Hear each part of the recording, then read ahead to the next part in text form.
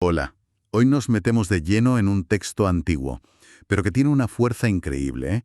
La primera epístola de Juan, una carta, bueno, con una convicción que se palpa, escrita para una comunidad de creyentes allá en el primer siglo. Sí, una carta intensa, desde luego.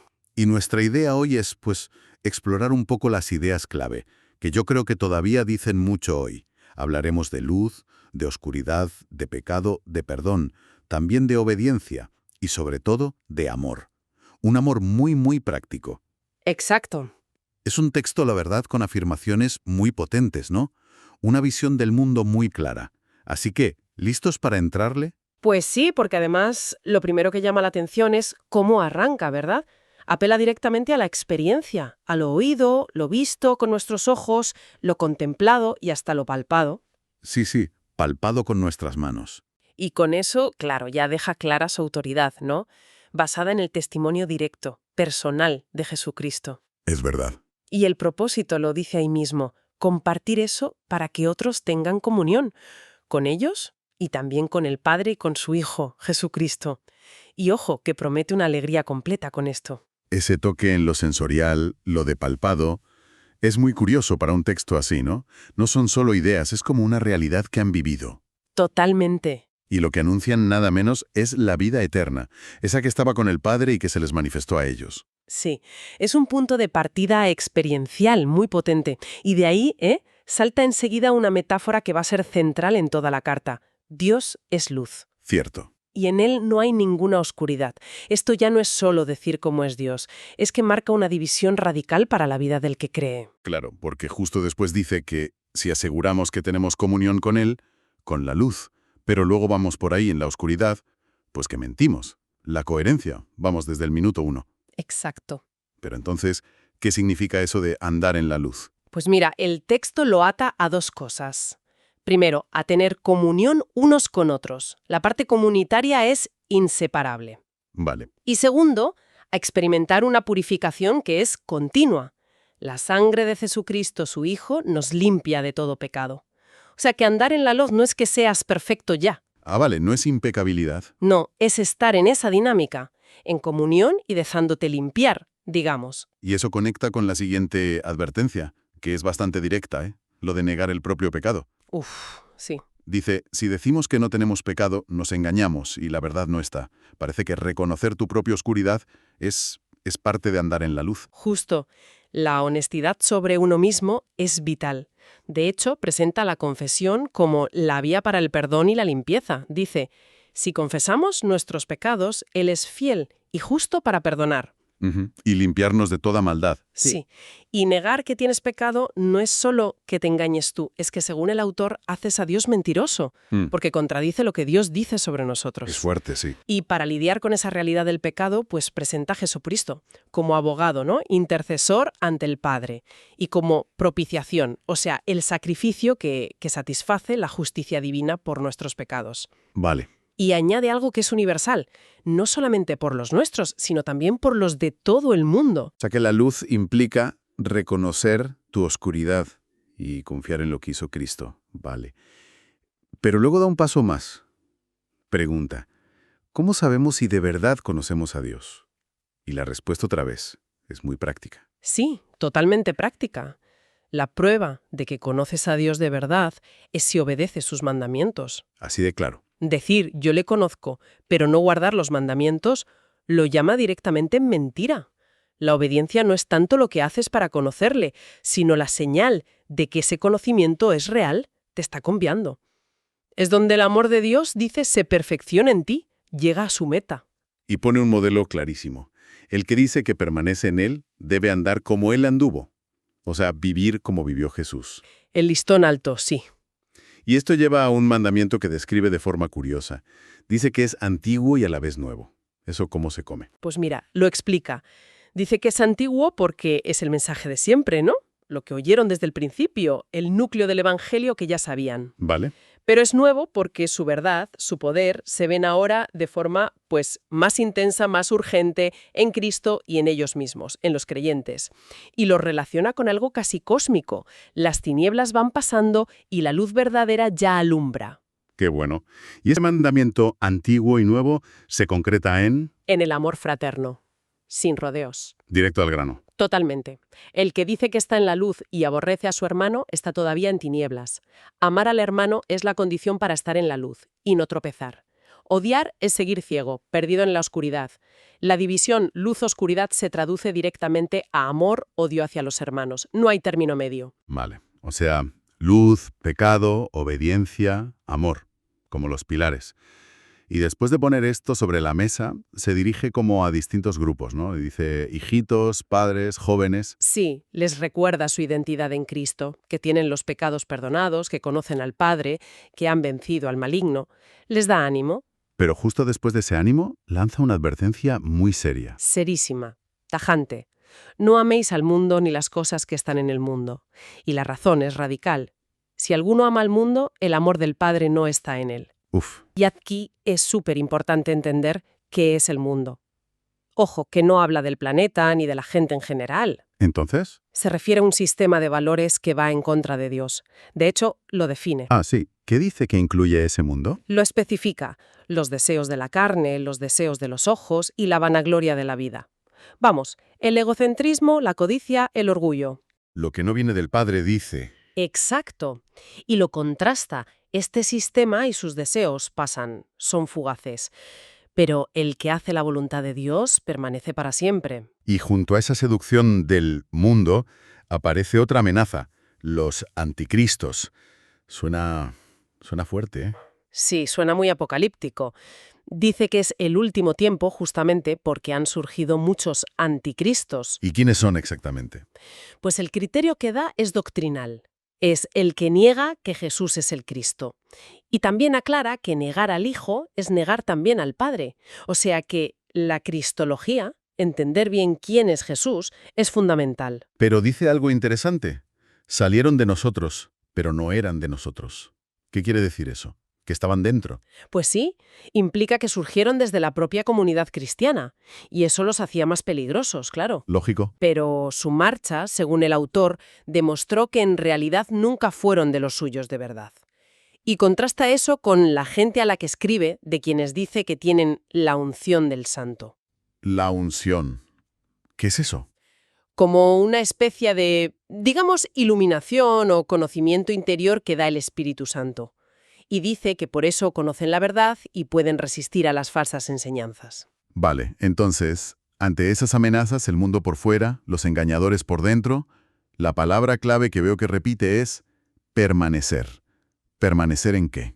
Permanezca en vosotros lo que habéis oído desde el principio. Les dice que se aferren a la enseñanza original sobre Cristo, la que recibieron de los apóstoles. Vale. Si esa enseñanza permanece en ellos, ellos permanecerán en el Hijo y en el Padre. Y la promesa ligada a esto es la vida eterna. Y vuelve a advertir: cuidado con los que intentan engañaros. Insiste mucho en esa unción que han recibido, ¿no? Que les enseña todo y que no necesitan que nadie les enseñe lo básico. La clave es permanecer en él. Sí, Y eso tiene consecuencias para el futuro, ¿verdad? claro, el objetivo es tener confianza y no pasar vergüenza cuando Él venga. Y además relaciona la justicia de Cristo con la identidad del creyente. Si reconoces que Él es justo, tienes que reconocer que todo el que hace justicia es nacido de Él. O sea, practicar la justicia es una señal de haber nacido de Dios. Y esto nos lleva a una de las frases, más impactantes de la carta, ¿no? Esa exclamación: mirad cuál amor nos ha dado el Padre para que seamos llamados hijos de Dios. Es increíble, sí. Una afirmación de identidad, de pertenencia. Brutal. Y lo somos, añade. Mira el futuro. Sí, dice, aún no se ha manifestado lo que hemos de ser. Pero sabemos que cuando Él se manifieste seremos semejantes a Él porque le veremos tal como Él es. Es una promesa de transformación total, de glorificación. Y esa esperanza de futuro, dice, tiene un efecto ahora mismo. Todo aquel que tiene esta esperanza en Él se purifica a sí mismo, así como Él es puro. La esperanza te mueve a buscar la santidad hoy. Exacto. Y después de esto vuelve al tema del pecado, pero con una definición y unas afirmaciones que son muy, muy fuertes. Sí, define el pecado como infracción de la ley, como anomia, y repite por qué vino Cristo. Apareció para quitar nuestros pecados y subraya: no hay pecado en Él. Vale. Y de ahí saca una conclusión que es lógica, pero exigente. Todo aquel que permanece en él no peca. O, mejor traducido quizás, no practica el pecado. Ah, vale. El matiz es importante. Sí, porque establece otra división radical. El que practica la justicia es justo como Cristo. El que practica el pecado es del diablo.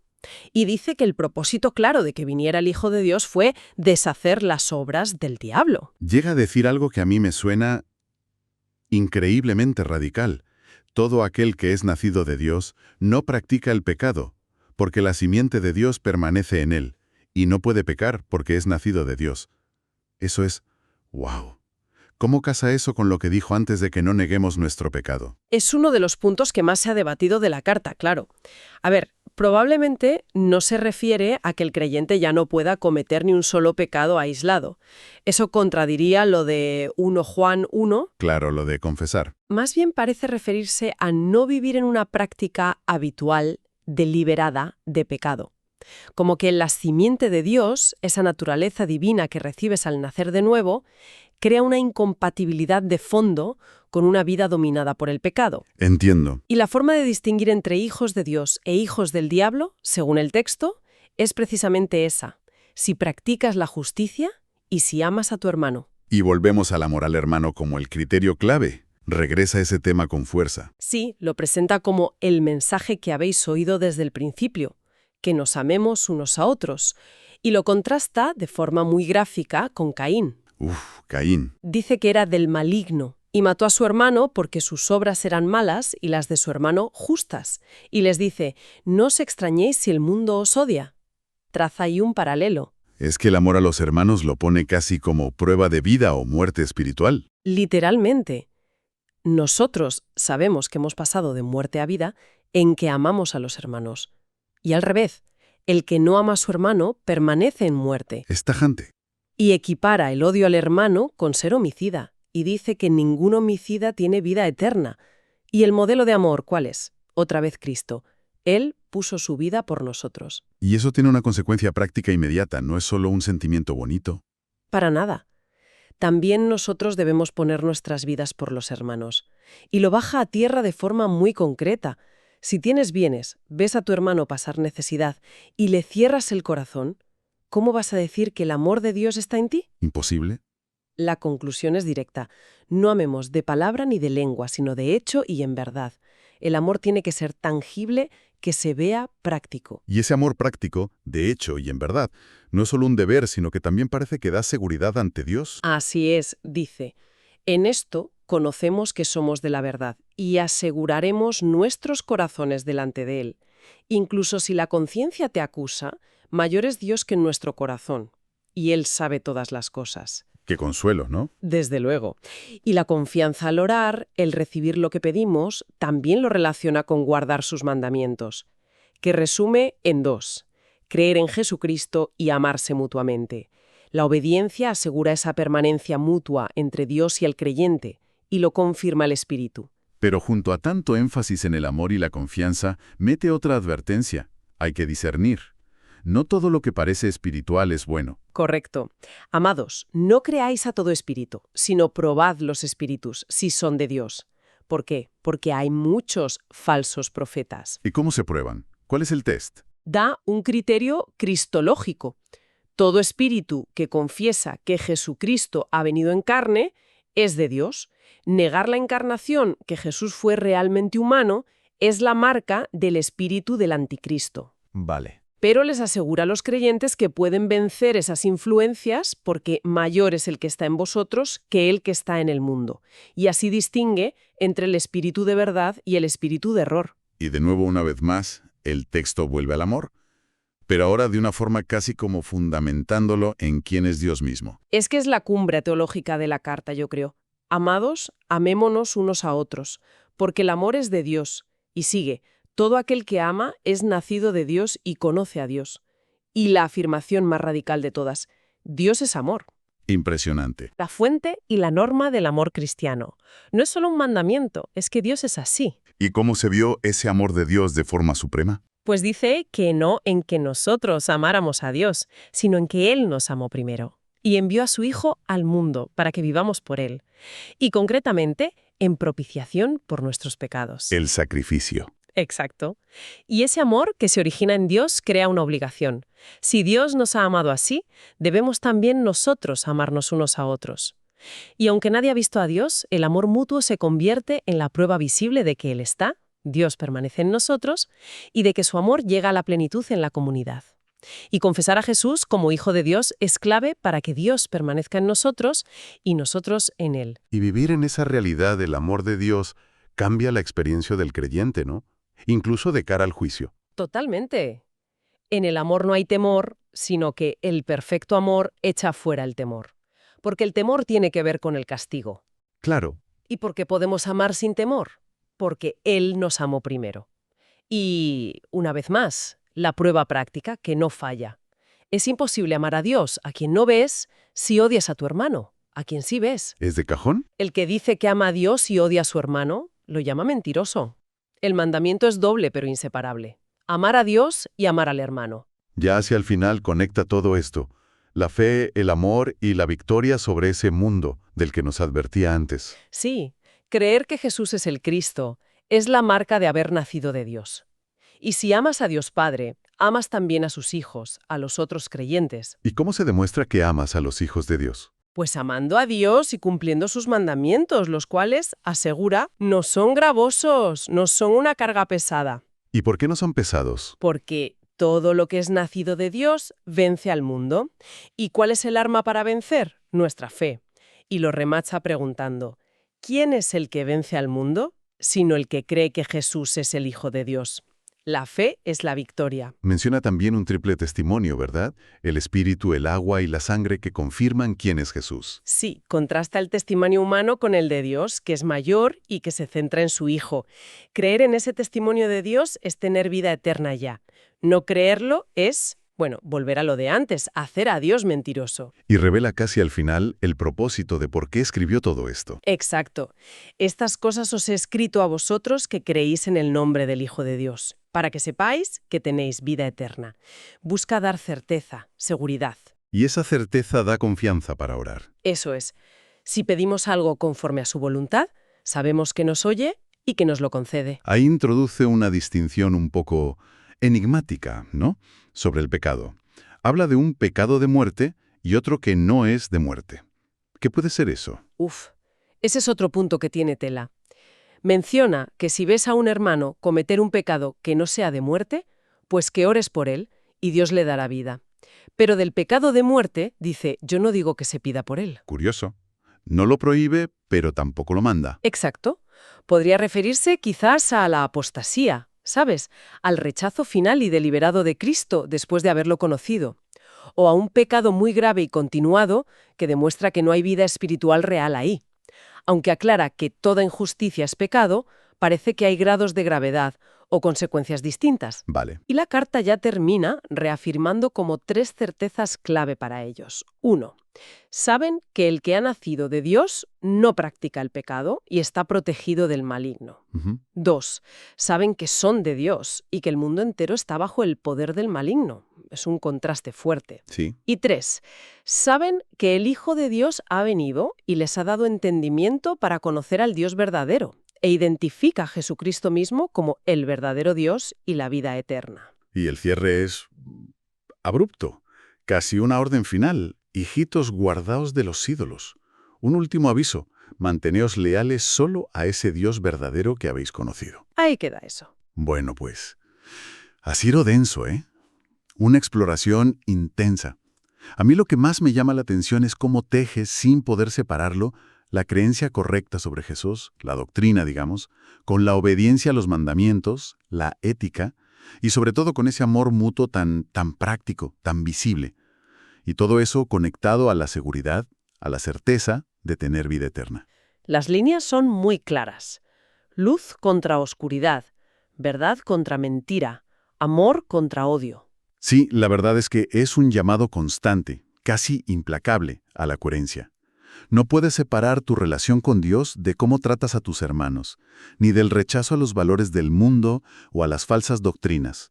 La fe que dices tener se tiene que ver en tu vida, y especialmente en ese amor práctico. Entonces, quizás para darle una vuelta, nos deja esa insistencia en amar de hecho y en verdad, no solo de palabra ni de lengua, como dice en el capítulo 3. Más allá de las buenas intenciones o de decir cosas bonitas, ¿cómo se hace eso real, concreto, visible en el día a día? Es una pregunta que sigue ahí, ¿no? Picando. Desde luego. Ahí queda eso. Hasta nuestra próxima exploración.